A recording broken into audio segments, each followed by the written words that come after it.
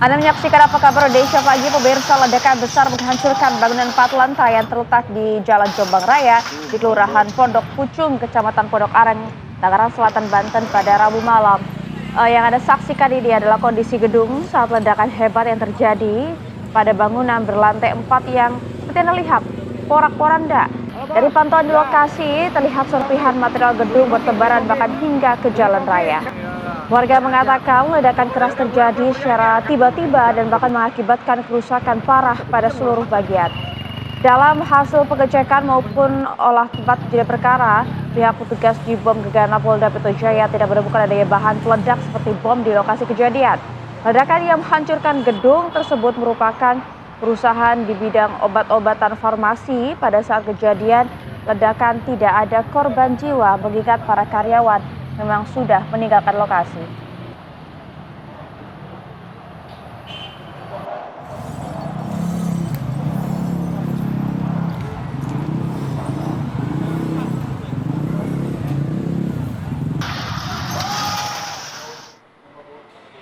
Sementara itu, sebuah minibus terbakar di Jalan Jebur Wonosari 8, Surabaya. Pemirsa, api berhasil dipadamkan setelah warga bergotong royong memadamkannya. Seperti inilah api yang melahap mobil minibus milik Bambang Sudarto di Surabaya, Jawa Timur. Kobaran api yang membesar membuat warga panik dan khawatir bahwa api akan merembet ke mobil lainnya yang diparkir. Mobil ini terbakar dalam proses perbaikan. Meski sempat diperbaiki dan kembali normal, ternyata mobil itu kembali mogok. Saat pemiliknya mencoba memperbaiki, diduga terjadi korsleting di bagian mesin hingga api cepat membesar. Api yang melahap mobil tersebut baru berhasil dipadamkan setelah warga bergotong royong menggunakan air dan tabung pemadam kebakaran.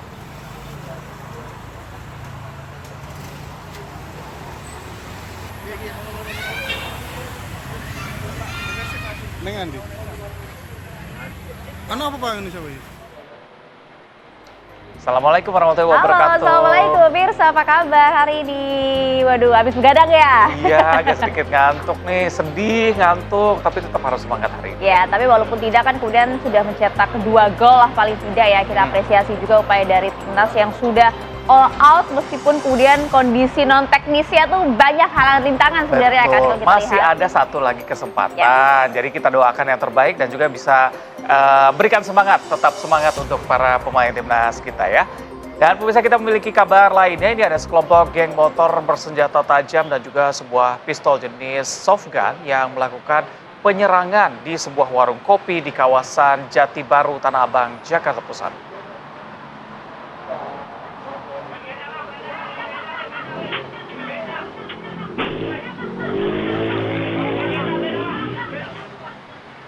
Jadi diambil dari kamera CCTV warga pemirsa. Seperti yang Anda lihat, ini penyerangan sekelompok geng motor yang terekam CCTV. 3 orang pelaku masuk ke area warung dan langsung mengenakan senjata tajam hingga membuat para pengunjung panik ketakutan. Meski para pelaku memang sempat pergi, tak lama mereka kembali lagi bahkan melakukan penyerangan. Salah satu pelaku bahkan mengeluarkan sebuah pistol jenis soft gun dari dalam tas mereka dan langsung melepaskan 3 kali tembakan ke arah pemilik warung dan pegawainya di depan 2 anak kecil. Tak hanya itu, para pelaku bahkan kemudian kabur dengan membawa uang pendapatan warung kopi tersebut sebesar 2,3 juta rupiah yang sedang dihitung oleh pemilik. Peristiwa ini kini ditangani oleh unit reskrim Polsek Metro Tanah Abang. Kita mau bekerja nih, jangan sama-sama.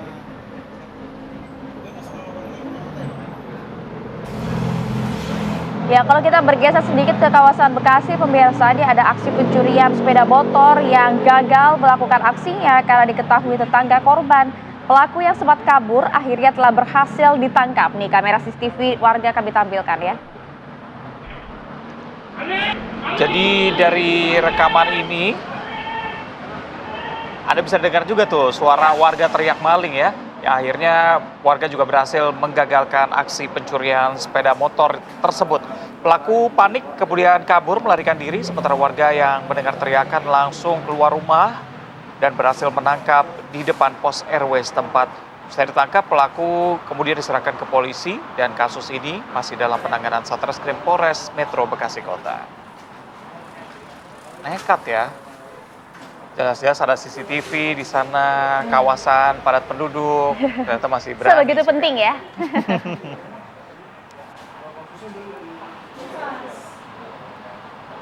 Kita ke kabar lain ya pemirsa, ada sebuah longboat bermuatan belasan penumpang yang terbalik di perairan Pulau Kakara. Ini lokasinya berada di Kabupaten Halmahera Utara, Maluku Utara ya.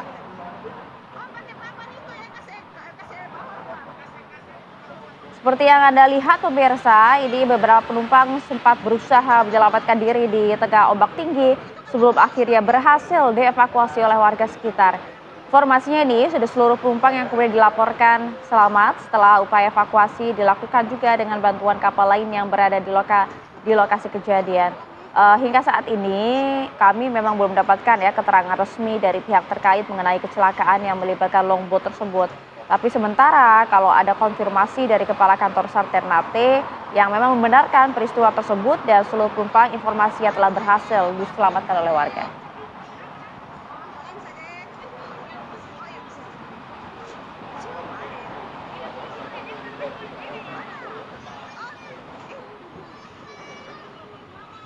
Sementara itu pemirsa di Purworejo, Jawa Tengah, seorang pelajar SMP Negeri 17 dilaporkan hilang terseret ombak saat berenang di pantai Desa Jatimalang di Kecamatan Purwodadi pada Rabu siang. Jadi peristiwa ini terjadi sekitar pukul 1 ketika korban bersama dengan 4 teman sekelasnya berwisata ke pantai Jatimalang untuk main air dan juga berenang. Namun saat mandi bersama salah satu pelajar tersebut hilang terseret ombak besar. Tim SAR gabungan telah melakukan pencarian, 8 personil Basarnas dan juga beberapa alat dikerahkan untuk mempermudah proses pencarian korban.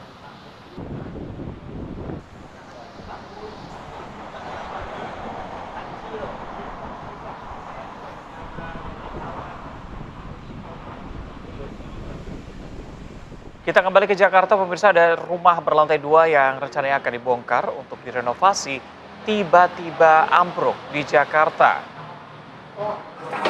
Ya, tepatnya berada di Gang 7 di Jalan R. Marta Dinata di wilayah Pademangan Barat, Jakarta Utara ya pemirsa pada Rabu sore kemarin. Ini kami tampilkan gambarnya untuk Anda di mana akibat ambruknya bangunan ini informasi ada seorang pekerja bangunan yang tertimpa reruntuhan material dan mengalami luka-luka. Tugas damkar beserta dengan warga kemudian juga telah berusaha yang melakukan evakuasi korban pekerja bangunan tersebut dari timbunan material. Sedangkan seorang ibu hamil yang rumahnya berdampingan terpaksa harus dievakuasi karena memang pintunya tertahan oleh runtuhan bangunan dan kemudian diperiksa ke rumah sakit di Pademangan. Belum bisa dipastikan sebenarnya apa sih penyebab ambruknya bangunan berlantai 2 ini, tapi kalau boleh menduga begitu ya, warga setempat menduga bahwa disebabkan oleh fondasi bangunan yang tidak kuat akibat usia bangunan. Nah, ini jangan sampai kembali terulang ya. Lagi-lagi kami ingatkan untuk melibatkan ahli konstruksi agar kejadian serupa tidak terulang demi keamanan Ya, karena kalau kemudian sudah terjadi seperti ini kan penyesalan juga sia-sia ya.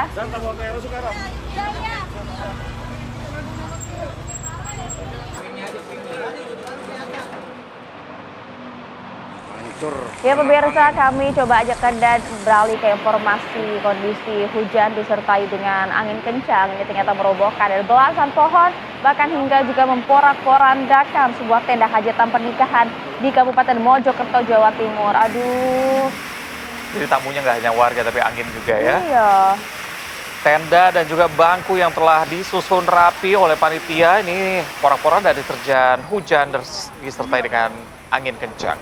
Selain tenda hajatan, kencangnya angin juga menyebabkan belasan pohon tumbang. Bahkan ada pohon beringin dengan diameter 2 meter yang berada di halaman sekolah. Ini juga tumbang dan menimpa 5 sepeda motor milik guru. Usai hujan mereda, petugas BPBD Kota Mojokerto langsung melakukan pembersihan dan memotong batang pohon dan mengevakuasi motor yang ada di bawahnya. Semoga sakinah mawaddah warohmah ya Mbak.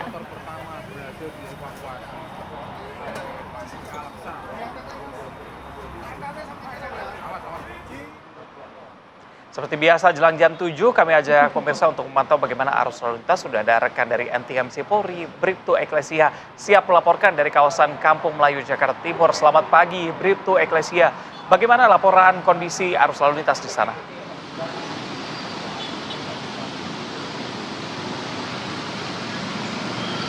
Baik, terima kasih Reza dan Maria. Selamat pagi pemirsa, bersama kami dari NTMC Korlantas Polri akan menginformasikan situasi arus lalu lintas langsung dari kawasan Kampung Melayu, Jakarta Timur. Dapat kita lihat bersama situasi arus lalu lintas di jam berangkat perkantoran pada pagi hari ini. Tampak cukup ramai dari berbagai arahnya, yakni dari arah Cawang yang akan lurus menuju ke arah Senen, ataupun yang akan berbelok kiri menuju Tebet juga tampak cukup ramai dan tetap kondusif lancar pada pagi hari ini. Memang terlihat adanya peningkatan volume arus kendaraan di jam berangkat perkantoran dan juga dimulainya aktivitas masyarakat pada pagi hari ini. Kami menghimbau kepada seluruh pengendara yang melintas di kawasan ini untuk tetap berhati-hati dan selalu menjaga jarak aman kendaraan Anda dengan kendaraan lainnya. Dikarenakan di kawasan ini banyaknya angkutan kota yang naik truk penumpang tidak pada tempatnya dan juga banyaknya para pejalan kaki yang melintas di kawasan ini. Dan bagi para pejalan kaki yang melintas di kawasan ini, kami himbau untuk tetap berhati-hati pada saat Anda sedang menyeberang jalan dan dapat menggunakan trotoar yang ada di kawasan ini. Dan perlu kami informasikan bahwa jembatan penyeberangan orang ataupun JPO yang ada di kawasan ini sedang dalam proses perbaikan dan belum dapat digunakan. Dan bagi pengendara roda 2, kami menghimbau untuk tidak menggunakan trotoar jalan sebagai lajur kendaraan Anda dan dapat mengutamakan hak bagi para pejalan kaki yang melintas di kawasan ini. Dan untuk situasi arus lalu lintas dari arah Senen yang akan menuju ke arah Klender juga tampak cukup kondusif lancar. Kami menghimbau kepada seluruh pengendara untuk tetap berada pada jalur yang benar demi keselamatan diri Anda dan juga pengendara lainnya. Dan pada pagi hari ini juga situasi arus lalu lintas di flyover Pasudi Rahmat yang akan menuju ke arah Kuningan juga tampak cukup ramai namun tetap kondusif lancar dengan kecepatan kendaraan yang dapat ditempuh berkisar 30 sampai dengan 40 km per jam. Kami menghimbau kepada seluruh pengendara pastikan selalu mematuhi rambu lalu lintas serta marka jalan yang berlaku. Dan berdasarkan data IRSFS Korlantas Polri, angka kecelakaan lalu lintas di seluruh Indonesia per 1/24 jam terjadi 266 kasus laka lantas yang mengakibatkan 15 orang meninggal dunia, 43 orang luka berat dan 352 orang luka ringan. Dari kasus laka lantas tersebut 70% terjadi pada waktu siang hari. Untuk itu kami mengingatkan kepada seluruh pemirsa dan juga seluruh pengendara bahwa kecelakaan itu diawali dengan adanya pelanggaran yang dilakukan oleh para pengendara. Untuk itu pastikan selalu mematuhi rambu lalu lintas serta marka jalan yang berlaku demi ketertiban berlalu lintas. Dan bagi Anda pemirsa yang ingin mendapatkan informasi situasi arus lalu lintas selengkapnya, dapat menghubungi call center kami di 1500669 ataupun melalui SMS Center di 9119. Selamat beraktivitas, hati-hati di jalan, dan salam presisi. Demikian Bribtu Eklesia melaporkan, kembali kepada Reza dan juga Maria. Silakan. Ya, terima kasih Bribtu Eklesia melaporkan langsung dari kawasan Jakarta. Terima kasih. Pemirsa, kami akan jeda dulu ya. Usai jeda kami hadirkan informasi Presiden Prabowo Subianto yang memerintahkan jajaran menteri dan juga para gubernur untuk mengevaluasi bagaimanakah proses runtuhnya bangunan Pondok Pesantren Al-Khalsi di Buduran, Sidoarjo.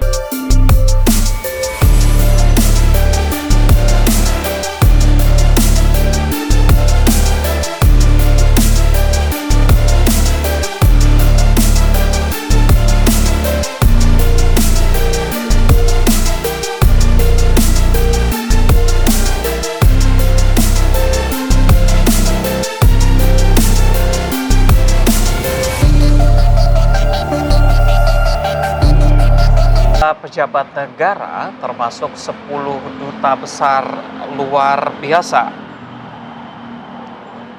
dan 1 wakil duta besar Republik Indonesia di Istana Negara kemarin.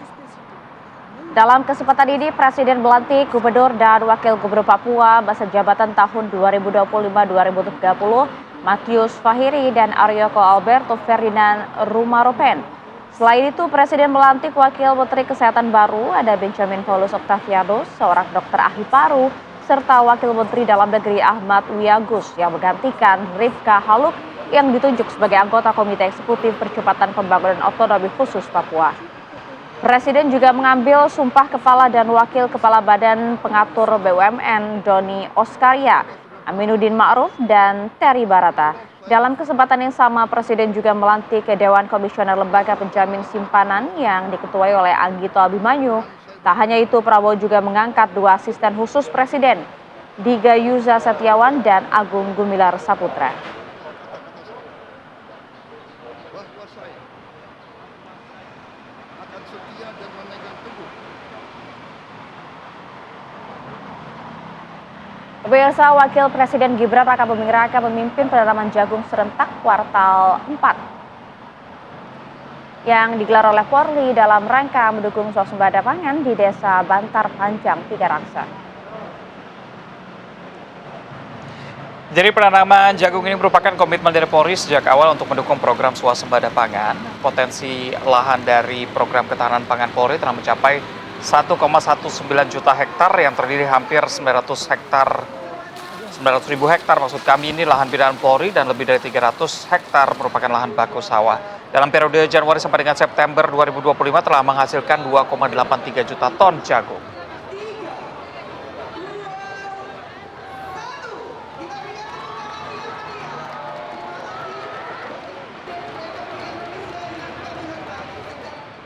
Sementara itu, pemirsa, Menteri Keuangan Purbaya Yudi Sadewa berencana untuk menempatkan dana pemerintahan atau saldo anggaran lebih, anggaran pendapatan dan belanja negara pada Bank Pembangunan Daerah sebagaimana yang telah dilakukan terhadap bank-bank himbara.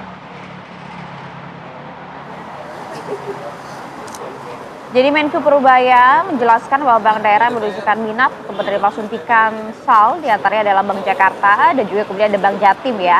Jadi menurut Purbaya, dana yang digelontorkan berbeda dengan himbara yang nominalnya ditetapkan pemerintah. Kalau nilai injeksi dana pada bank daerah kemudian nanti akan diputuskan sesuai dengan kemampuan bank.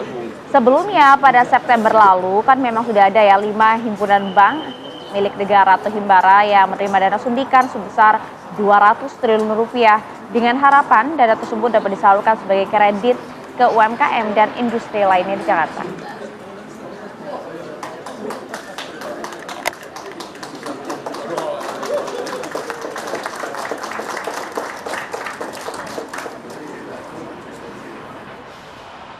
Pemirsa, Presiden Prabowo merintahkan jajaran menteri dan juga kemudian gubernur untuk mengevaluasi bagaimanakah peristiwa ambruknya bangunan Pondok Pesantren Al-Hosini yang terjadi beberapa waktu lalu.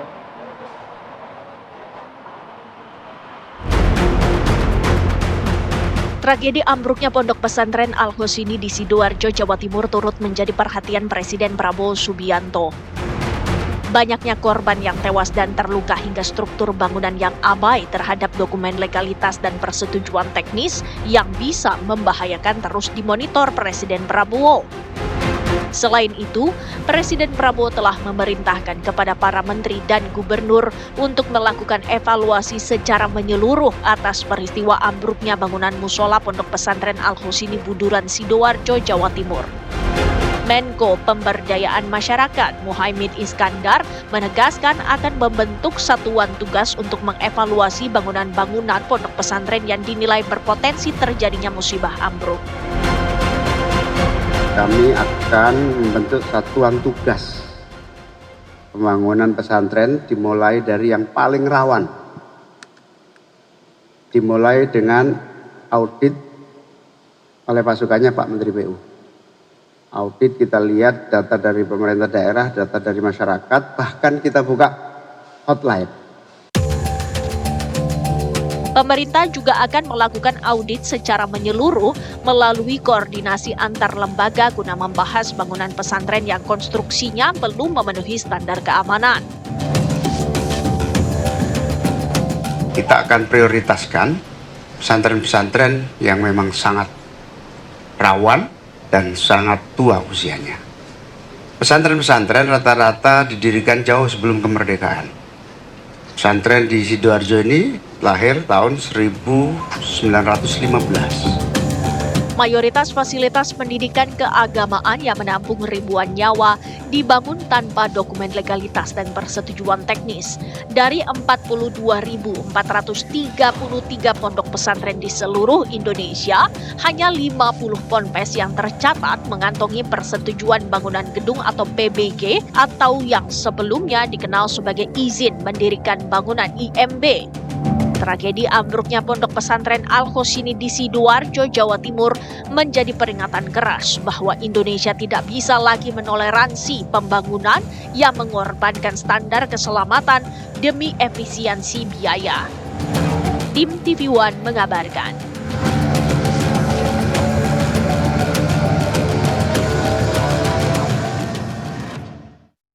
Pemirsa, kita akan ajak Anda untuk jeda sejenak. Usai jeda kami hadirkan informasi mengenai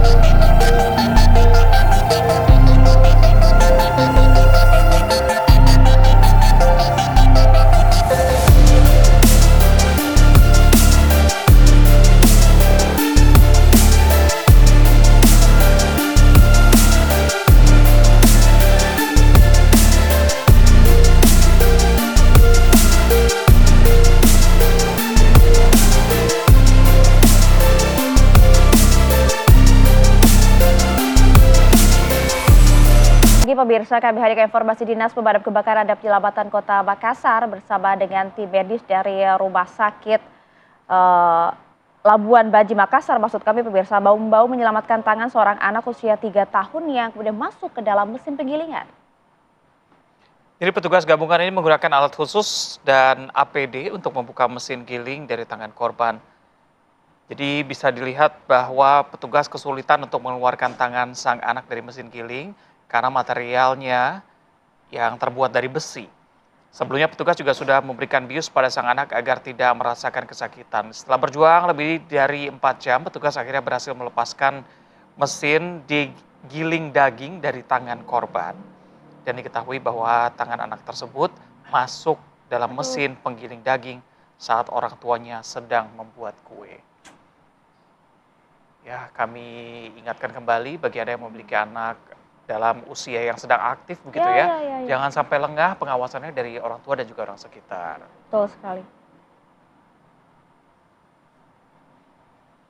Yang berikutnya juga harus jadi perhatian Anda pemirsa, ini niatnya baik untuk menyelamatkan cucunya yang terperosok ke dalam sumur. Ada seorang kakek di Gunung Kidul, Yogyakarta yang tewas tenggelam setelah masuk ke dalam sumur sedalam 9 meter. Jadi memang nasib naas dialami oleh Kasino, warga desa Beji di Kepanewon Ngawen di Gunung Kidul ya, Yogyakarta yang tewas tenggelam di bak penampungan air setelah sebelumnya sempat berusaha menyelamatkan cucunya yang tercebur ke dalam bak penampungan air. Jadi menurut saksi mata, kejadian bermula saat sang cucu ini kemudian bermain di sekitar lokasi. Saat bermain di atas bak tampungan, kaki korban justru menginjak lubang bak yang tidak tertutup rapat hingga korban tercebur ke dalam bak. Mengetahui hal itu, kakek korban berusaha menyelamatkan dengan menceburkan diri langsung ke dalam bak. Cucu korban berhasil diangkat dan diselamatkan oleh saksi lain yang kebetulan melintas di tempat tersebut dan langsung dilarikan ke rumah sakit. Sementara nasib naas dialami oleh korban Kasino yang tak bisa berenang hingga akhirnya tenggelam di bak penampungan air dengan kedalaman 9 meter. Petugas damkar yang datang ke lokasi kejadian kemudian berusaha memberikan pertolongan, namun karena terlalu dalam, memang petugas terpaksa harus menguras air bak terlebih dahulu hingga proses evakuasi berlangsung lebih dari 2 jam.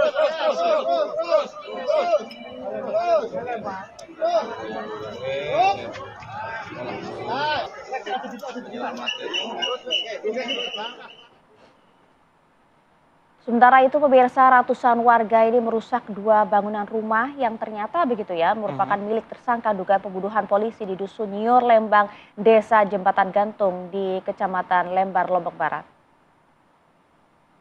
Jadi warga ini marah begitu ya karena menilai penanganan kasus tewasnya polisi yang diduga dibunuh oleh istrinya sendiri yang juga merupakan polisi. Jadi dalam aksi ini dipicu oleh kemarahan warga. Selain rumah yang dihancurkan, ratusan massa juga merusak rumah kakek tersangka, termasuk berbagai peralatan elektronik dan juga kendaraan. Tugas polisi yang ada di lokasi tidak dapat berbuat banyak karena kalah jumlah dengan massa. Aksi anarkis warga ini diduga dipicu oleh kekesalan terhadap penanganan kasus yang tak kunjung ada perkembangan. Padahal sudah lebih dari 50 saksi yang diperiksa oleh polisi yang sebagiannya telah dihadirkan saat rekonstruksi beberapa waktu lalu.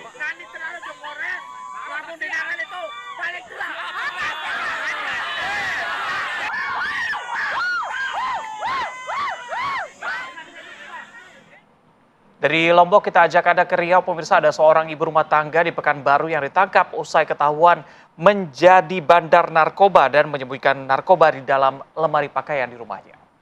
Mengampun anak saya. Iya, aman kayak begini. Mana? Ya, ini adalah detik-detik penggerebekan rumah kontrakan IRT inisial DSA di Bina Widya di Panam, ya, Kota Pekanbaru Riau. Tim Subdit 1 Direktorat Reserse Narkoba Polda Riau ini melakukan penggeledahan di rumah seorang IRT. Dalam penggeledahan ini, petugas menemukan ada lebih dari 900 butir pil ekstasi dan 1,3 kg sabu-sabu. Pengungkapan kasus ini berawal dari penangkapan 2 kurir narkoba inisial RNL dan TA. Keduanya tertidur saat akan bertransaksi di sebuah pusat perbelanjaan di wilayah Kota Pekanbaru. Rambut, oke. Ini ya, ini sabu ya.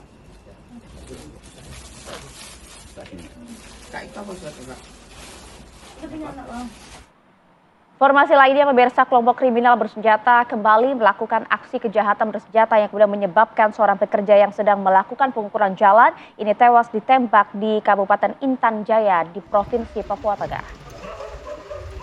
Jadi saat itu korban bersama dengan 4 rekannya sedang menggunakan traktor untuk melakukan pengukuran jalan di area perbatasan kampung. Tiba-tiba terdengar satu kali letusan tembakan dari arah kiri jalan yang mengenai dada kiri korban hingga tembus ke punggung. Rekan korban langsung mengevakuasi korban ke RSUD, namun korban dinyatakan meninggal dunia akibat luka tembak yang dialaminya. Personel Satgas Ops Damai Kartens yang dipimpin oleh Satgas Gakum AKP Ojan Prabowo langsung melakukan pengejaran bersama dengan TNI dan sebagian melakukan monitoring di Rumah Sakit Umum Daerah Sugapa. Berdasarkan hasil dari pemantauan awal, aksi penembakan diduga dilakukan oleh kelompok KKB yang dipimpin oleh Daniel Aibon Kogoya yang kerap melakukan operasi dan juga membuat ulah di wilayah Intan Jaya.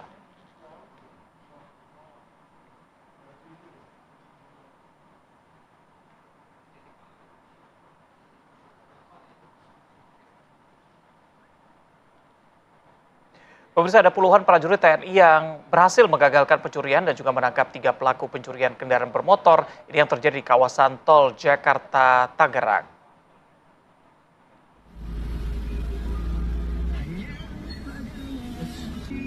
Ya, kalau kita saksikan bersama, pemirsa, ini bagaimana kemudian satu kompi prajurit TNI yang berhasil menggagalkan aksi tersebut terekam oleh kamera warga, pemirsa. Jadi sebenarnya peristiwa ini bermula saat korban mengetahui keberadaannya yang dicuri. Kendaraan yang dicuri beberapa waktu lalu di kawasan Setiabudi, Jakarta Selatan terdeteksi ternyata melalui GPS begitu ya, lokasi kendaraan tersebut. Namun saat didatangi, motor korban sudah berada di dalam mobil box. Saat aksi kejar-kejaran di dalam tol, ternyata korban yang melihat rombongan TNI melintas di jalan tol Jakarta-Tangerang langsung berteriak minta pertolongan kepada anggota TNI tersebut. Unit Reskrim Polsek Kembangan mendatangi lokasi kejadian dan mengamankan para pelaku yang kemudian tertangkap dan dibawa ke Mapolsek Kembangan. Sementara untuk korban yang sebelumnya sudah melaporkan pencurian tersebut ke Polsek, ini kedua pelaku beserta dengan barang buktinya kemudian langsung diserahkan ke Polsek Setiabudi, Jakarta Selatan.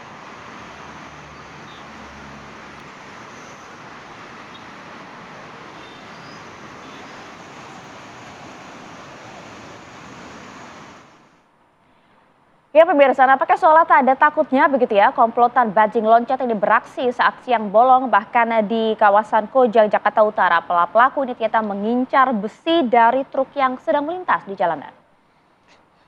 Jadi aksi ini sempat viral di media sosial, ada 4 orang yang beraksi mencuri barang dari truk saat lalu lintas sedang ramai di kawasan lampu merah Jalan Raya Pelabuhan Koja, Jakarta Utara.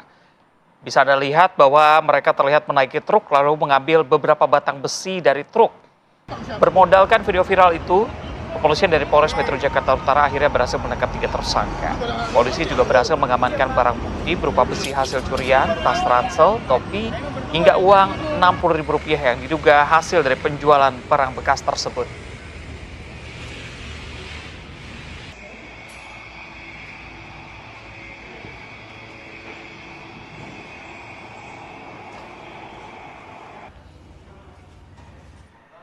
Pemirsa, kita akan ajak Anda untuk jeda sejenak. Usai jeda kami hadirkan informasi mengenai timnas Indonesia yang harus mengakui keunggulan dari Arab Saudi dalam laga perdana babak keempat grup B kualifikasi Piala Dunia 2026.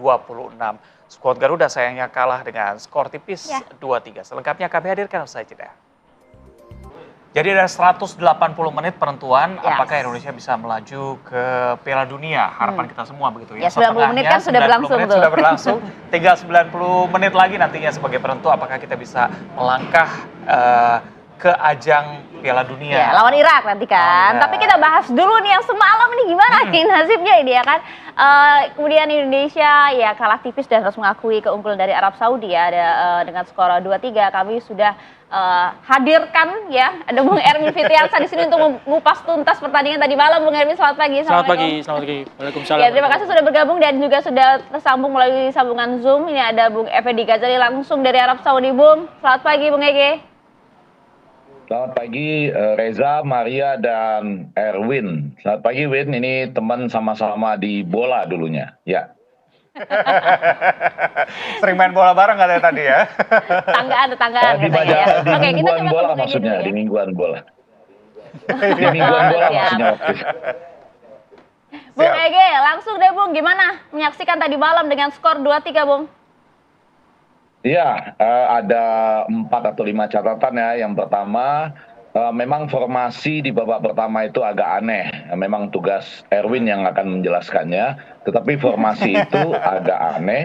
Mungkin karena Patrick Kluivert lah yang paling tahu ya bahwa memang ada yang fit atau ada yang kurang fit. Sehingga akhirnya formasi seperti itu yang turun.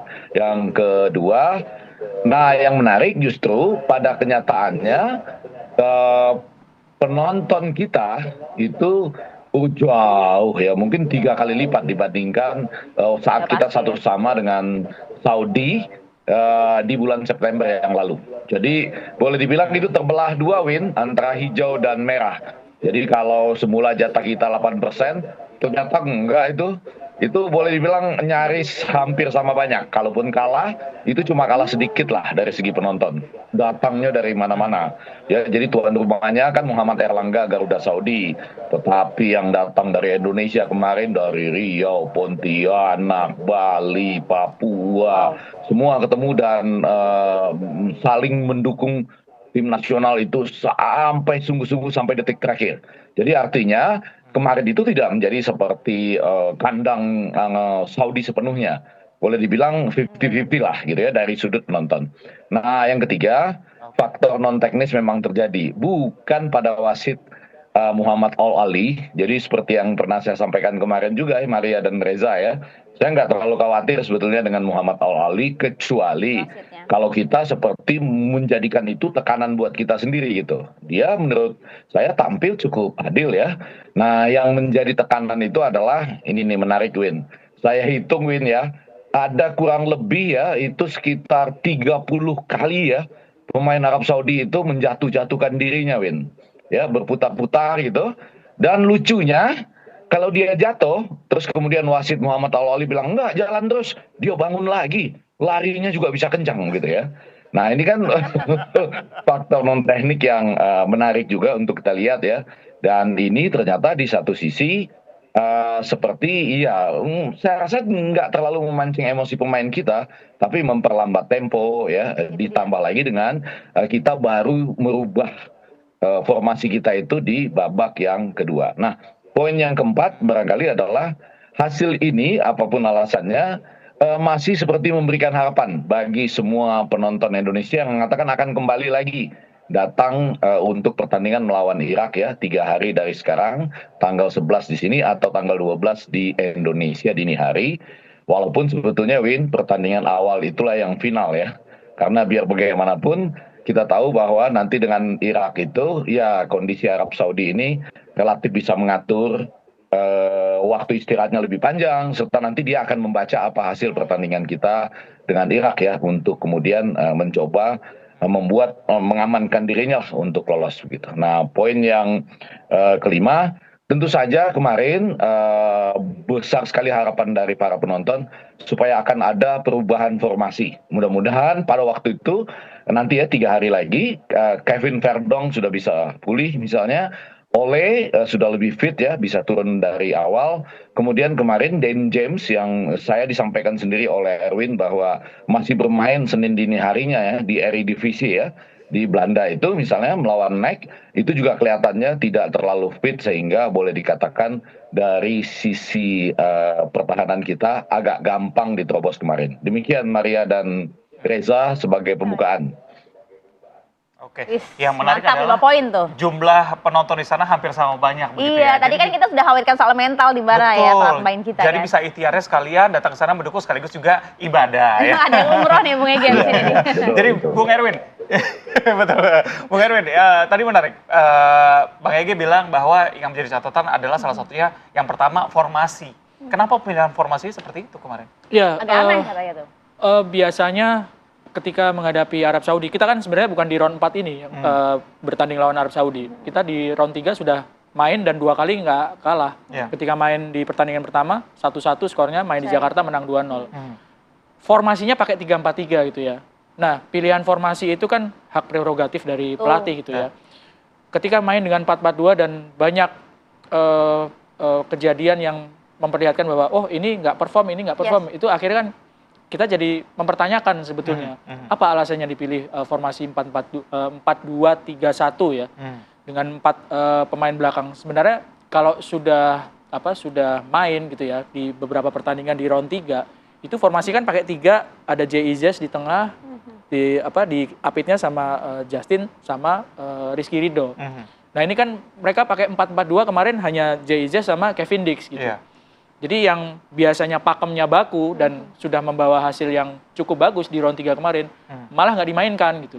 Ya, jadi sebenarnya terlepas dari ini nanti lawan Irak seperti apa gitu, saya pikir memang perlu ada penjelasan gitu. Kenapa formasi ini dipakai, kenapa kok pemain ini yang dipakai gitu kan.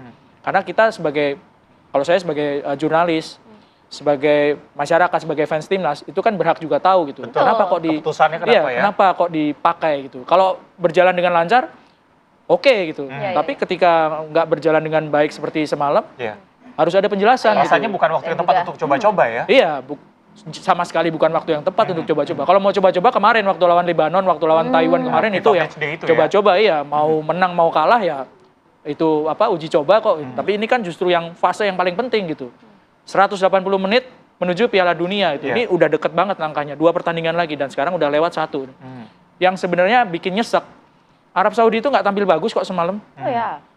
Nggak tampil bagus. Ketika mereka kebobolan lewat gol penalti di menit-menit awal, kelihatan mereka juga agak keder gitu ya. Baru menit ke-11 sudah langsung. Dan kita sudah menggolkan di menit ke-11 itu kan. Kelihatan bahwa mereka nggak keder. Dari statistik, saya harus buka statistik ya. Silakan. Kalau statistik kan angka, jadi harus ada catatannya. Kalau meleset, dihujat sama netizen ya. Di 2 pertandingan waktu di round 3, waktu main di Arab Saudi, Indonesia itu possession-nya kalah. Arab Saudi 66, Indonesia 34. Hanya menguasai 34% penguasaan. Turunannya operan sukses, tembakan ke arah gawang, itu kalah semua Indonesia. Tapi bisa skor 1-1. Di Jakarta, possession-nya lebih parah Indonesia. Lebih didominasi. Indonesia tuh di Jakarta kemarin 23% cuma menguasai bola. Ya. Arab Saudi lepaskan tembakan itu 23. Yang on target ada hanya 3. Sementara Indonesia tembakannya 13, kalah ya. Kalah 10 tembakan. Tapi on targetnya 6 dan bisa cetak 2 gol. Semalam possession-nya itu nggak beda jauh. Jadi kalau di 2 pertandingan di Arab itu dan di Jakarta di round 3 itu 60-30 ya. Semalam itu possession-nya 56 dibanding 44. Beda tipis ya. Beda tipis sebetulnya secara penguasaan bola. Secara operan juga nggak terlalu jomplang gitu. Operannya 395, Arab Saudi, Indonesia 314. Nggak sampai beda 100 operan nggak. Tapi kalau di 2 pertandingan yang di round 3, itu bedanya sampai 100 operan gitu ya. Lebih banyak Arab Saudi. Jadi secara permainan semalam itu sebenarnya nggak terlalu timpang. Tapi ada 2 gol awal itu yang tercipta karena kesalahan pemain sendiri. Terutama di gol kedua yang kita kena penalti. Ngapain di dalam kotak penalti tarik-tarik kaos itu udah jelas. Nggak ada VAR aja bisa kena penalti, apalagi VAR gitu kan. Ya itu yang bikin nyesek sebetulnya. Ketika lawan nggak tampil pada menurut statistik dan menurut penampilan mereka itu kelihatan semalam nggak terlalu bagus, justru mereka bisa mencetak 3 gol karena mostly kebanyakan karena kesalahan pemain sendiri gitu. Oke, kalau kita lihat gol pertama kan ini berhasil Kevin Dix ya, di menit ke-11. Lalu dibalas nih di menit ke-17 sama Wahab Saleh ya. Itu berpengaruh gak sih permainan setelah kita berhasil imbang begitu dengan Arab Saudi? Jelas. Coach Patrick kan juga bilang bahwa setelah mereka bisa menyamakan skor, itu semakin menekan. Ya PD-nya timbul lagi gitu. Apalagi karena memang banyak kesalahan yang dilakukan oleh pemain-pemain, terutama ketika menerima serangan ya.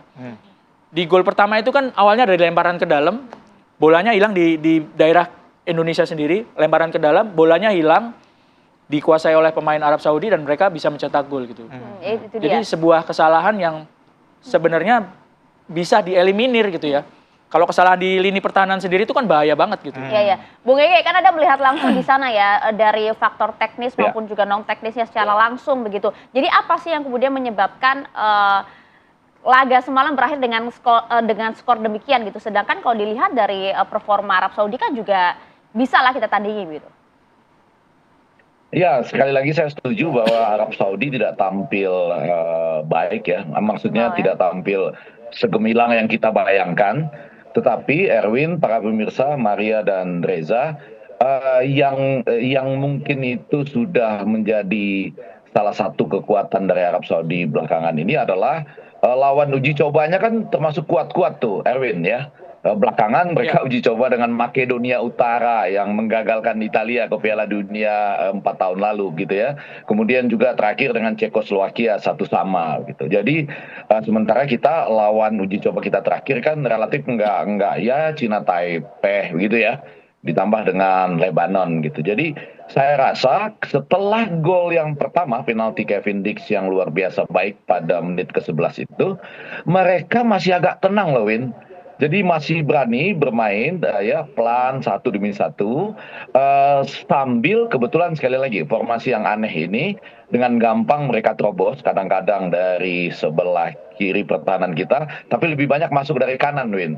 Jadi ketika sesekali itu masuk dari kiri atau kanan, nah yang ini Al Samad ini kan mencetak bolanya boleh dikatakan menembak dari luar kotak penalti ya Win ya, dengan kaki kiri lagi, dengan pressing yang sangat baik ke sudut kiri ya, PS sulit sekali menjangkaunya. Padahal PS itu melakukan dalam pertandingan kemarin boleh dibilang puluhan penyelamatan ya Win, nanti datanya ada di situ. Tetapi memang mereka relatif tenang Maria dan Reza sampai terjadinya gol 1-1 itu.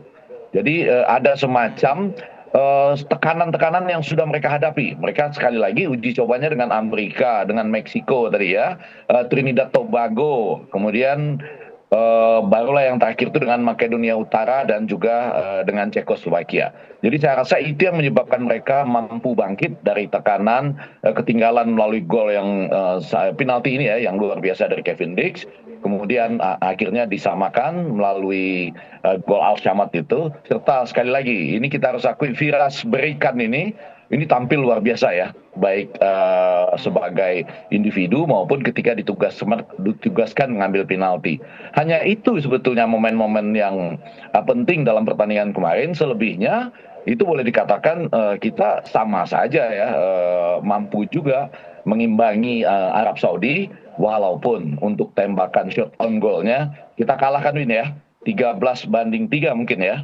Nah, coba nanti dilihat apa yang ada di lapangan yang saya lihat sekitar angka tersebut, Maria dan Reza.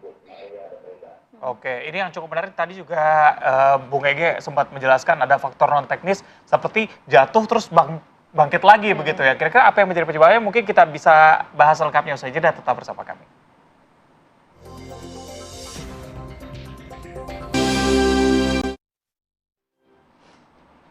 Kita lanjutkan ya, Bung Erwin. Tadi Bung Ege di awal sempat bilang ada faktor non teknis nih, di mana Bung Ege lihat langsung begitu banyak pemain yang terjatuh terus bangun lagi. Nguji mental gitu kayaknya tuh. Kayak nggak ada apa-apa begitu. Gimana? Emang faktor kayak gitu sering terjadi atau ini kemungkinannya kebetulan aja dilakukan? Faktor non teknis ini sebenarnya sudah hari-hari kalau ngadapin tim dari Arab Saudi, dari Qatar, Banyak gimmicknya gitu ya? iya. Dari pemilihan tuan rumah aja kan sudah merupakan sebuah keuntungan buat mereka ya. Harusnya di tempat netral iya, ya. di Arab Saudi sama di Qatar mereka ikut main gitu kan. Itu kan sebuah keuntungan. Mereka nggak usah kemana-mana, nggak usah kemana-mana tuh nggak usah traveling gitu kan ya. Indonesia kan harus ke ya kan adaptasi cuaca dan segala adaptasi macam cuaca, makanan segala macam itu kan menguntungkan mereka. Itu yang pertama. Yang kedua, ketika pemilihan wasitnya dari Kuwait, tapi yang faktor nomor 2 ini terbukti bahwa semalam wasitnya cukup oke lah, ya ketakutan itu tidak terbukti.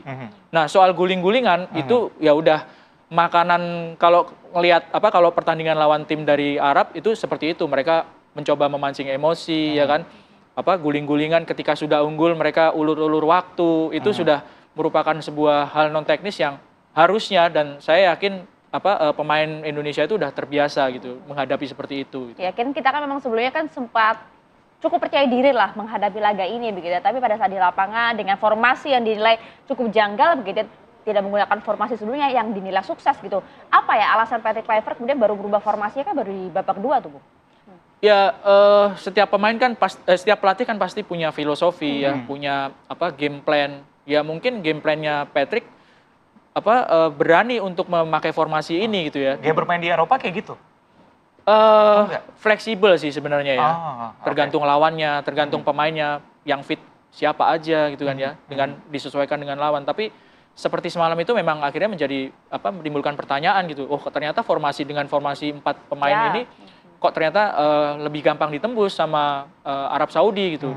Dengan pemain-pemain yang relatif cukup berbeda gitu, dengan formasi yang berbeda dengan pemain-pemain yang secara starter juga cukup berbeda dengan round sebelumnya. Iya. Oke, kalau kita kemudian beranjak ke laga berikutnya nih ya, laga ke depan nih, kita masih punya harapan nggak sih, Bung? Masih punya, tapi kan ada syarat-syarat yang cukup berat yang harus dipenuhi kalau misalnya mau untuk lolos langsung ke Piala Dunia. Karena kan ini satu grup 3 tim, hanya satu juara grup yang bisa lolos langsung. Ya. Indonesia bisa lolos langsung kalau misalnya menang lawan Irak di pertandingan nanti minggu dini hari, minimal 2-0 atau 3-0, sambil berharap di pertandingan terakhir Arab Saudi kalah lawan Irak. Cukup berat Jadi kan, karena ketika seri poinnya nanti akan lebih tinggi, 4 poin ya. Kalau seri udah susah buat Indonesia lolos langsung, karena poinnya kan hanya 1. Arab Saudi punya 3 sekarang, ya. Irak punya 1 kalau misalnya nanti seri. Kalau misalnya Irak menang lawan Arab Saudi, mereka yang lolos langsung.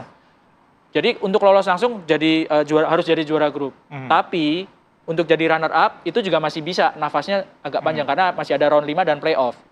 Yang langsung tersisi adalah tim yang ada di peringkat 3. Oke, bagaimana dengan lawannya di round 5 nanti?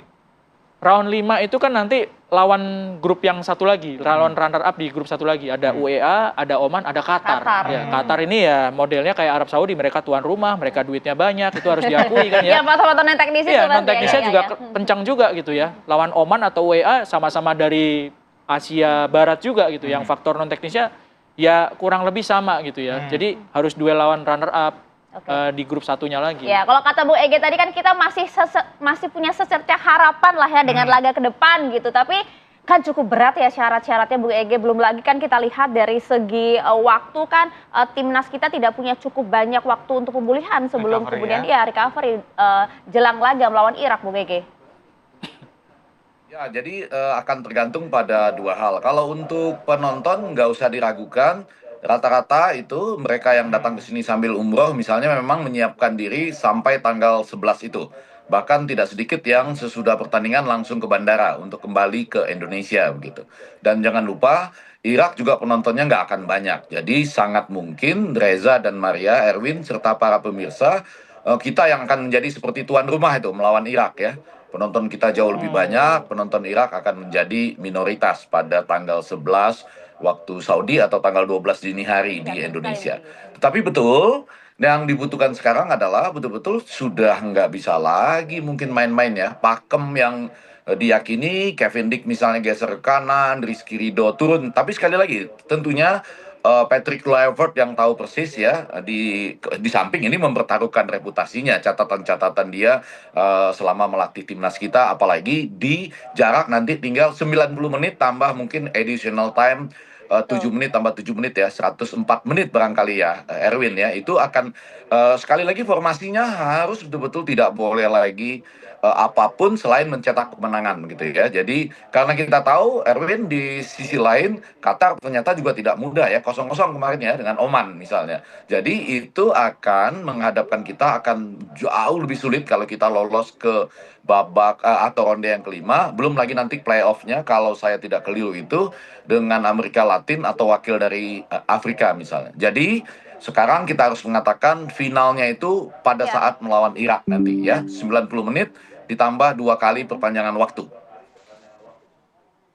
Oke, haruskah kemudian merubah formasi, Patrick Kluivert? Oh iya, itu saya yakin nanti Erwin akan memberikan catatan teknisnya ya. Tetapi tentu saja yang perlu dipikirkan adalah melawan Irak itu kita punya catatan atau track record yang menurut saya juga tidak baik ya Win ya. Sampai dalam pertandingan-pertandingan terakhir kita di GBK juga catatan kita tidak cukup baik. Walaupun kita sekarang mencatat ada juga beberapa pemain kunci Irak yang belum fit. Tapi kalau mereka belum fit, lalu kita juga misalnya Ole-nya belum fit, mudah-mudahan Kevin Verdong sudah bisa fit ya. Lalu kita berani misalnya untuk meletakkan kembali Profesor bersama dengan Joe Pelopesi ya, Tom Hyde dan Joe Pelopesi di depan misalnya, di tengah. Itu mungkin ada sesuatu hal yang lebih memungkinkan kita berani melakukan penetrasi, berani memegang bola, serta melakukan juga beberapa tendangan-tendangan yang mungkin di luar kotak penalti, 1-2 di dalam kotak penalti langsung melepaskan tembakan. Itu yang ditunggu-tunggu oleh penonton sebagai terobosan untuk melawan Irak sebagai 90 menit terakhir ya, ditambah nanti 2 kali additional time maksud saya. Oke, Bung.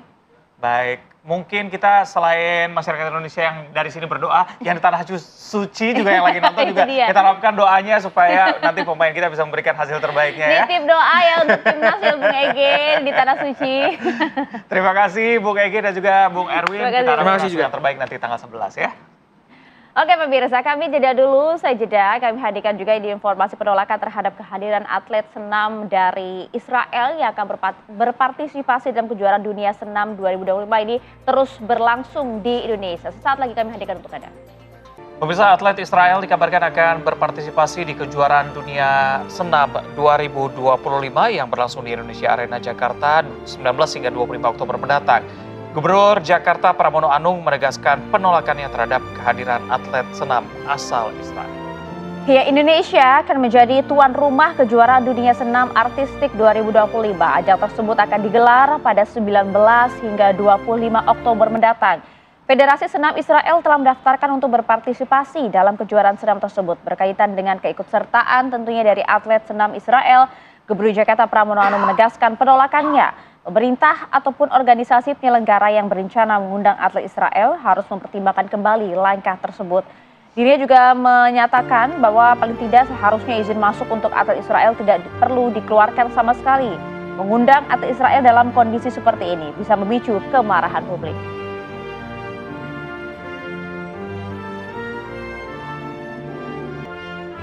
Yang pertama tentang atlet Israel kalau ke Jakarta, tentunya sebagai gubernur Jakarta dalam kondisi seperti ini pasti saya tidak mengizinkan. Dan yang paling prinsip saya juga berharap pemerintah dalam hal ini ataupun organisasi yang ingin mengundang harus berpikir 1000 kali. Dan kalau saya yang paling penting visanya nggak usah dikeluarin aja supaya nggak ke Jakarta. Karena nggak ada manfaatnya dalam kondisi seperti ini ada atlet, apalagi atlet gimnastik ya, itu bertanding di Jakarta dan pasti akan menyulut membangkitkan kemarahan publik dalam kondisi yang seperti ini. Karena apapun yang terjadi di Gaza masih memorinya itu melekat di kita semua. Apalagi pidato Bapak Presiden Prabowo Subianto di PBB sudah clear jelas, jadi tidak perlu diterjemahkan lagi. Tidak, itu akan ditentukan apakah mereka diberikan visa atau tidak, dan itu bukan oleh Kementerian Luar Negeri. Siapa yang berwenang masalah seperti itu? Apakah dari Israel? Dari Persani atau dari imigrasi? Kan yang mengeluarkan visa itu kan dari imigrasi ya. Itu pertanyaan yang sifatnya hipotetikal, ya kan? Jadi kita belum tahu apakah disetujui atau tidak. Ya, sebenarnya tidak hanya Gubernur Jakarta Pramono Anung saja yang kemudian menyatakan penolakan ya, tapi Majelis Ulama Indonesia atau MUI juga mendorong hal yang sama. Maka dari itu kami hadirkan langsung di studio kami, pemirsa, ada Ketua MUI Bidang Hubungan Luar Negeri dan Kerjasama Internasional, ada Prof. Sudarnoto Abdul Hakim. Assalamualaikum, selamat pagi Prof. Waalaikumsalam warahmatullahi wabarakatuh. Selamat pagi Mbak Selamat Mas. pagi. Terima kasih sudah hadir. Siap. Prof, ini kan kalau kita lihat ini kontroversial sekali begitu ya. Keputusannya kurang lebih sama dengan Piala Dunia U20 waktu itu ya. Cukup kontroversial dan masyarakat juga menolak. Apalagi kita lihat bahwa 2 pekan lalu Presiden Prabowo Subianto secara tegas juga sikapnya kita bisa lihat di sidang umum PBB. Nah, kalau MUI sendiri melihatnya seperti apa? Apakah dengan nantinya misalnya hadir dari perwakilan Israel ke Indonesia ini bisa mencederai bahwa dukungan masyarakat Indonesia terhadap kemerdekaan dari Palestina sendiri? Terima kasih Mas dan Mbak. Ya, kalau pertanyaannya mencederai. Bahkan bukan saja mencederai orang-orang ya, yang selama ini melakukan pembelaan terhadap Palestina, tapi juga mencederai pembukaan Undang-Undang Dasar 1945. Dan tentu juga mencederai spirit Pak Prabowo, Presiden kita, waktu menyampaikan pidato atau presentasi di KTT di New York, kemudian dilanjutkan di mana, di sidang umum PBB. Itu jelas sekali. Jadi itu memang akan mencederai. Karena itu saya sih ingin menasihati lah. Sudahlah, batalkan Israel untuk datang ke Indonesia untuk keperluan apapun, termasuk untuk keperluan lomba senam ini ya, tingkat dunia. Jadi tidak banyak hal yang bisa kita terima dari forum-forum menghadirkan Israel di Indonesia. Kalau kata Pramono tadi tidak ada manfaat yang sama sekali mereka datang. Saya setuju tuh. Saya setuju dengan Pak Gubernur. Nggak ada manfaatnya sama sekali. Malah merugikan. Oke. Kalau kemudian kita paling tidak mengizinkan kemudian atlet Israel untuk kemudian bertanding di Jakarta, apa sih maknanya? Apakah kemudian bisa langsung dimaknai kita mendukung kemerdekaan Israel atau bagaimana? Maknanya Zionis, Israel senang. Tepuk tangan tuh. Tepuk tangan karena telah berhasil menembus satu bagian dari public diplomasi. Bukan lewat pemerintah, bukan lewat negara, tapi lewat kegiatan-kegiatan seni budaya begini. Ini bagian penting dari diplomasi yang dikembangkan di mana saja. Selama ada hubungan diplomatik dengan negara manapun, maka segala sesuatu sepanjang itu kemudian juga bermanfaat bagi national interest, itu akan diambil. Gitu loh. Nah, ini kan tidak, national interest-nya juga tidak ada. Yang punya kepentingan besar itu ada Israel, dan Israel sudah lama. Israel itu sudah lama mendorong, meyakinkan, membujuk-bujuk supaya Indonesia bisa membangun hubungan diplomatik dengan Indonesia. Kalau kemarin membuat gimmick tuh ya, bikin bikin baliho dengan ada foto Pak Prabowo di sana. Iya, itu LSM koalisi untuk regional security punya itu, dalam kaitannya dengan begini, itu kembali ke baliho tadi ya. Ini cerita menarik memang. Singkat saja Pak. Ya, itu karena memang ingin push pemerintah Israel agar membawa negara-negara moderat, Muslim moderat, itu dalam koalisi Abraham namanya. Nah, ini termasuk gini. Jadi berbahaya kalau seandainya siapapun yang menjadi penyelenggara kemudian nekat untuk masuk memaksakan rombongan dari Israel untuk ikut berlaga di dalam kejuaraan dunia, kejuaraan ini. Ini jebol ini, hubungan diplomatiknya jebol. Kalau jebol, saya tidak bisa bayangkan. Kalau pemerintah tidak memberikan kepedulian, siapapun ya, itu tidak memberikan perhatian soal ini, tidak tegas seperti yang disampaikan oleh Pak Gubernur, itu mencederai Palestina, mencederai konstitusi, mencederai Pak Prabowo, dan juga kedudukan Indonesia sebagai negara yang besar. Betul. Karena dengan jelas Pak Prabowo menyatakan bahwa belum sampai saat ini belum mengakui adanya negara Israel sendiri. Belum. Begitu. Ini kalau kita lihat sebenarnya kan tadi Pak Sugiono juga sudah menjelaskan bahwa kuncinya adalah di keimigrasian. Ketika ketibaan mereka sampai di sini begitu ya. Apa yang bisa dilakukan sebenarnya dengan tidak ada hubungan diplomatik? Apakah mereka bisa dicegat ketika sudah sampai di Indonesia nanti? Seharusnya bisa. Seharusnya bisa. Kalau memang benar-benar menyadari tentang kedudukan bangsa dan negara Indonesia dalam kaitan dengan Israel, seharusnya bisa.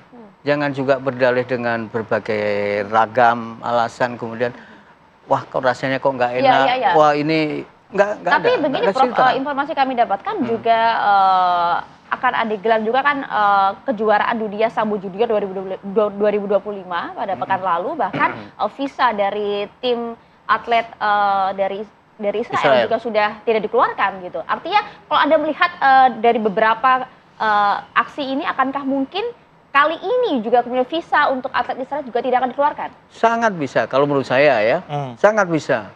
Tapi harus dilakukan, jangan begini. Ini kan yang mengeluarkan visa jelas siapa, ya. Kemudian imigrasi berkaitan dengan kementerian apa sudah jelas. Sikap Pak Prabowo juga jelas. Sikap Pak Prabowo jelas. Masa Pak Prabowo jelas, kementerian tidak jelas?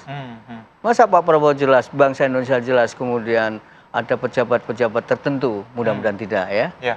Harus jelas, harus satu jalan dengan Pak Prabowo, harus jalan dengan konstitusi. Prof, kalau MUI sendiri sudah menjalin komunikasi nggak sih dengan Persani ya, Persatuan Senam Indonesia? Belum. Kan dia penyelenggaranya. Belum. Saya baru tahu kemarin soalnya.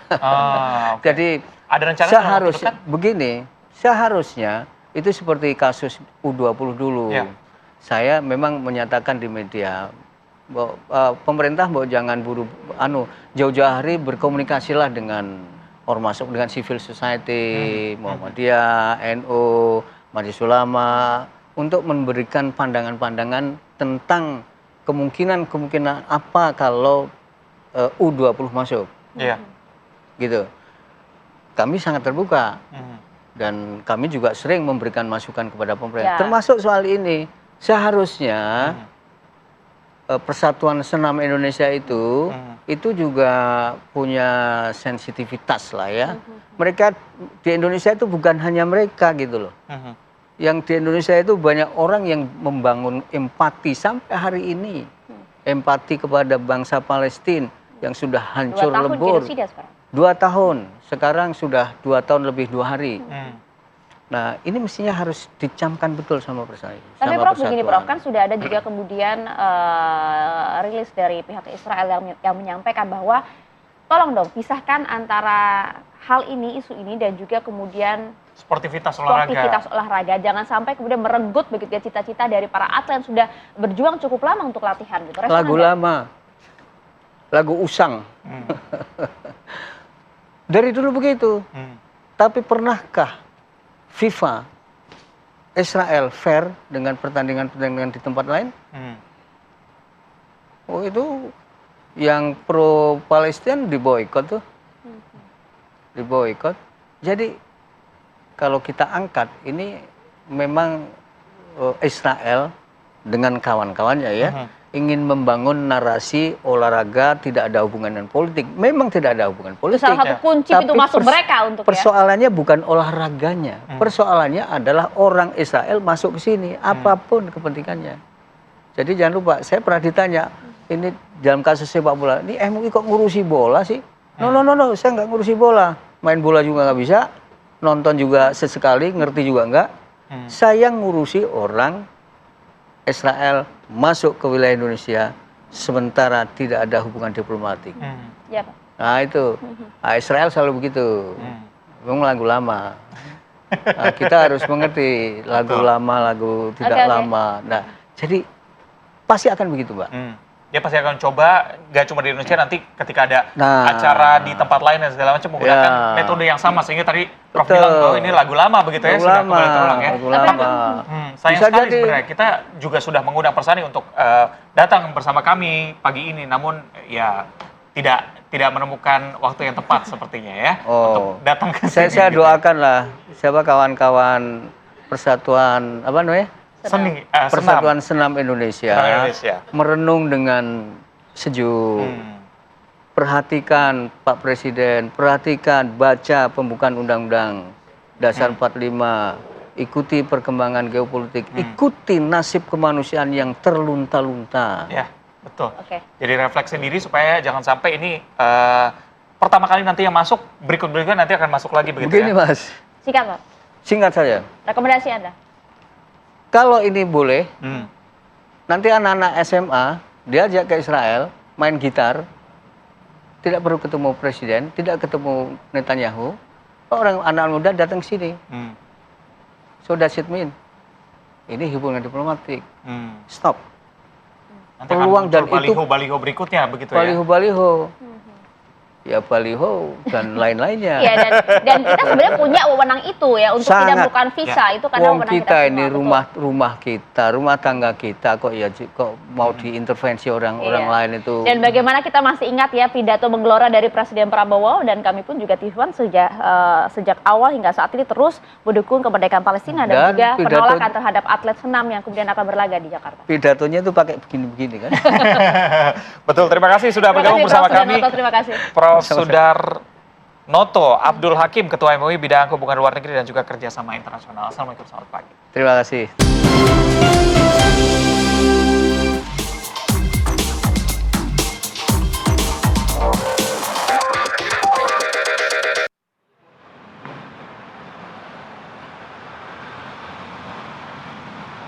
Pemirsa, aksi curanmor berhasil digagalkan warga Petojo Sabangan 1, Gambir, Jakarta Pusat. Jadi kedua pelaku yang tertangkap basah saat beraksi ini nekat melepaskan tembakan ke udara. Iya, ini ada rekaman CCTV ya yang memperlihatkan upaya pencurian sepeda motor oleh dua pelaku di Jalan Petojo Sabangan 1, Gambir. Namun usaha pelaku membawa kabur sepeda motor yang terparkir ini kemudian gagal gitu ya. Seorang warga yang curiga langsung mengagalkan aksi tersebut. Tak ingin tertangkap basah dan menjadi bulan-bulan warga. Salah satu pelaku kemudian mengeluarkan ya sepucuk senjata api gitu, bahkan nampak di kamera, dan menodongkannya ke arah warga. Teriakan warga kemudian membuat kedua pelaku panik dan langsung kabur sembari menodongkan senjata api kepada sejumlah warga yang menghadang. Dan kasus ini sudah ditangani oleh pihak polisi dan diharapkan bisa menangkap ya kedua pelaku.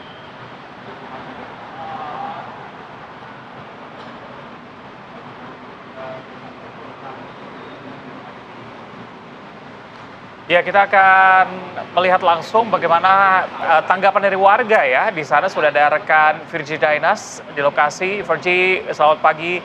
Silakan dengan laporan Anda bersama dengan warga di sana. Ya, selamat pagi Reza, Maria, dan juga pemirsa. Saat ini saya berada langsung di lokasi di mana terjadinya kemarin sempat viral beberapa waktu lalu curanmor dilakukan oleh dua orang. Walaupun gagal membawa sebuah sepeda motor, tapi mereka ini berhasil kabur dari warga. Nah, kita akan langsung tanyakan saja kira-kira bagaimana kronologinya dan bagaimana warga kemarin itu mengetahui hal tersebut dan mengejar kedua pelaku ini. Kita langsung tanyakan saja pada warga yang juga ikut mengejar pelaku pada saat itu. Halo Pak, selamat pagi. Pagi, ya. Pak, ini kan boleh diceritakan sedikit nggak? Kemarin itu sebenarnya terjadinya jam berapa dan kira-kira gimana kronologi singkatnya? Habis asar ya, pas asar, bubar asar, habis sholat asar kejadian. Nah, dia kasih mau buka pintu, ada Pak RT keluar, kasih peringatan bawah, nembak bawah. Langsung Pak Yasin tuh Pak RT langsung teriak, ya orang pada keluar semua habis sholat. Keluar langsung udak dia, sempat kabur tapi nggak berhasil ngambil barang, nggak ada barang bukti gitu, jadi sempat kabur. Nah, tapi kalau Bapak sendiri apakah sempat mendengar kira-kira mereka ini kan banyak sekali rumah ya, kenapa rumah dengan pagar yang cukup kuat ini menjadi pilihan mereka? Apakah mereka sudah memantau atau seperti apa Pak? Ya mungkin udah kemana kalau udah terjadi itu ya mungkin dia udah berhasil mantau, udah sempat kabur sih dia. Dan Pak, itu kan di rekaman CCTV ini mereka bisa berhasil masuk ke dalam dan sempat memegang motor itu. Baru buka pintu. Apakah pintu pada saat itu memang tidak terkunci, Pak?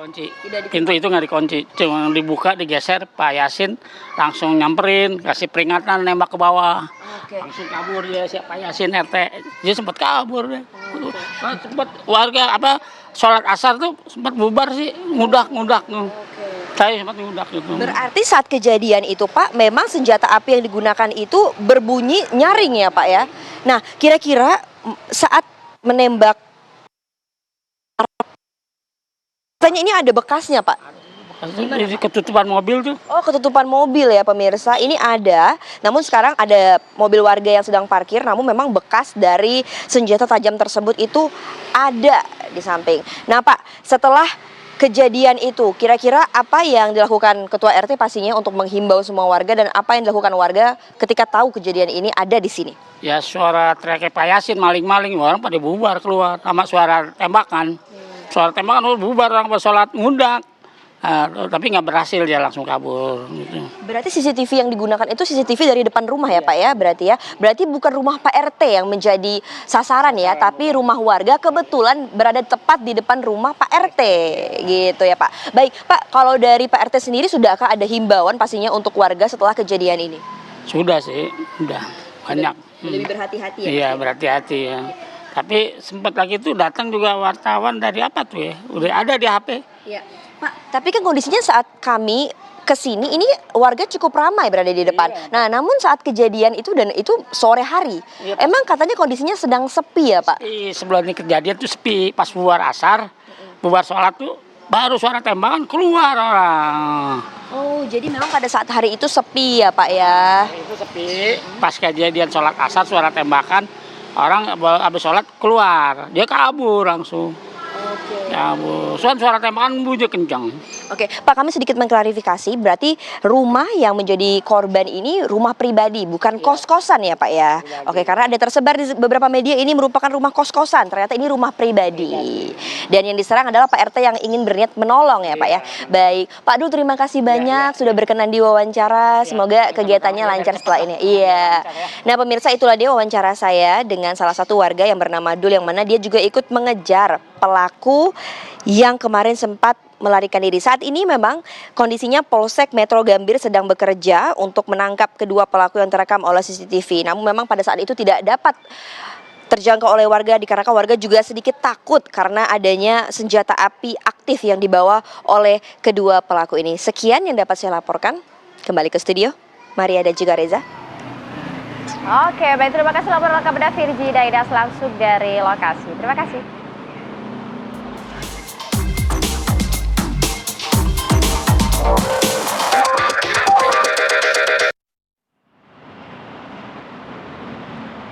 Kita akan jeda terlebih dahulu, pemirsa. Setelah jeda biasa kami akan hadirkan yang viral-viral ya. Ini ada dua pelaku begal yang merampas sepeda motor milik emak-emak di kawasan Jalan R.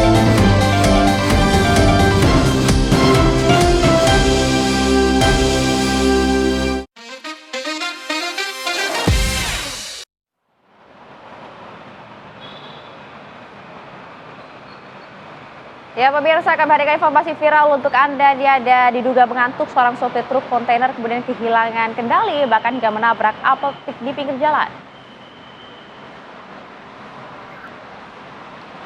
Jadi kejadian ini terekam CCTV, bisa Anda lihat bahwa kencang sekali ya kendaraan truk tersebut, di mana sang sopir kehilangan kendali yang diduga mengantuk. Wow. Jadi penyebab kecelakaannya dalam kondisi mengantuk sopirnya karena perjalanan cukup jauh. Beruntung tidak ada korban jiwa dalam kecelakaan ini. Sopir dan kernet hanya mengalami luka ringan dan telah mendapatkan perawatan langsung ke puskesmas terdekat. Namun kerugian material pasti lumayan tinggi ya. Sampai hancur kayak gitu. Nah ini kan sopir juga temenin sama kernet. Kalau sopirnya sedikit ngantuk mungkin bisa gantian dulu sama kernetnya. Betul, dan itu hal yang wajar sih sebenarnya ya. Harusnya bisa seperti itu. Sambil setel musik dangdut mungkin biar bisa nyanyi-nyanyi supaya nggak ngantuk. Tak boleh balik juga boleh. Tak boleh balik boleh. Kabar viral berikutnya pemirsa, ada penertiban penambangan emas tanpa izin yang dilakukan di Kabupaten Kuantan, Senggigi, Riau.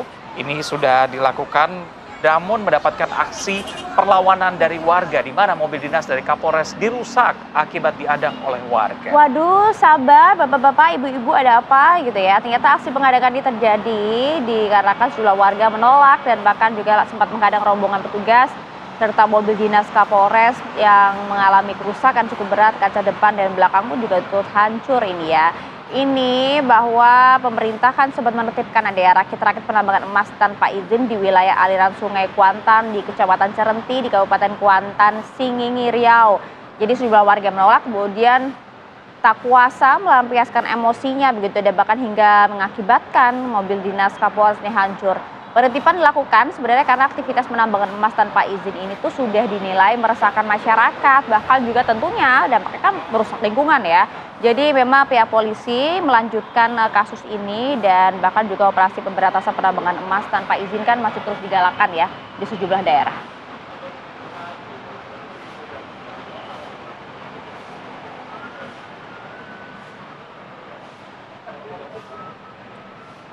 Ya, ini ada siapakah para pelaku begal yang tega dan berani ya? merampas kendaraan dari emak-emak ini. Jadi aksi kawanan begal ini pemirsa, ini nampak dari kamera CCTV, kemudian melakukan perampasan sepeda motor yang ditunggangi oleh emak-emak. Bahkan ini terjadi di kawasan Talang Kelapa Tembusan di Soekarno-Hatta, Palembang ya. Jadi dari rekaman ini bisa Anda lihat di mana pelaku terlihat dengan jelas di sana. Korban yang sedang mengendarai sepeda motor seorang diri langsung disamperi oleh pelaku ya. Dari arah belakang dua terduga pelaku begal mengejar sambil melayangkan pukulan benda tajam ke arah korban dan berusaha untuk merampas sepeda motor milik emak-emak ini. Korban langsung teriak saat motornya dirampas oleh pelaku dan hingga kini polisi masih mencari pelakunya siapa. Padahal tuh sebenarnya ibunya tadi kalau dilihat tuh udah cukup ngebut ya, udah menghindari kejaran dari para begal. Tapi ya bagaimana lagi ya, sudah pasti kalah jumlah ya gitu kan. Dan juga tentu kan khawatir ya akan kemudian hal yang terjadi. Ternyata menggunakan senjata tajam tadi diancamnya.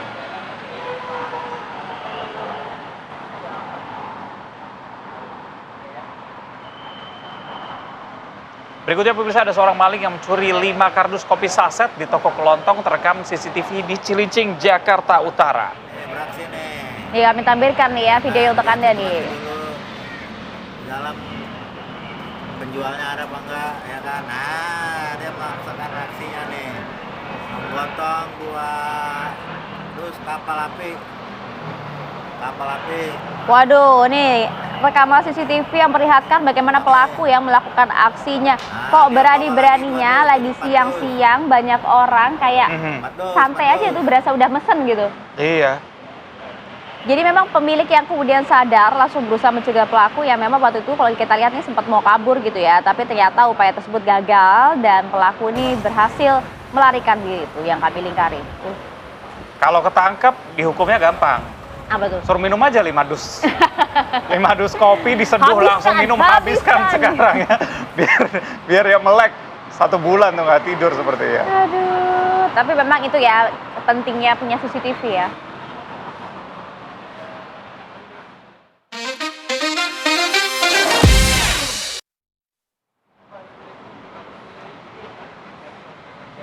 Ya pemirsa, informasi viral tadi mengakhiri perjumpaan kita di Apa Kabar Indonesia Pagi. Tapi jangan kemana-mana karena sudah ada Hidup Sehat yang akan hadir mencerahkan hidup Anda. Nah ini sepertinya pembahasannya mengenai anemia begitu. Kira-kira apakah bisa disembuhkan? Nanti jawabannya bisa Anda tunggu di Hidup Sehat sesaat lagi. Saya Reza Baluel. Saya Maria Segaf, kita berdua pamit ya. Terima kasih, sampai jumpa.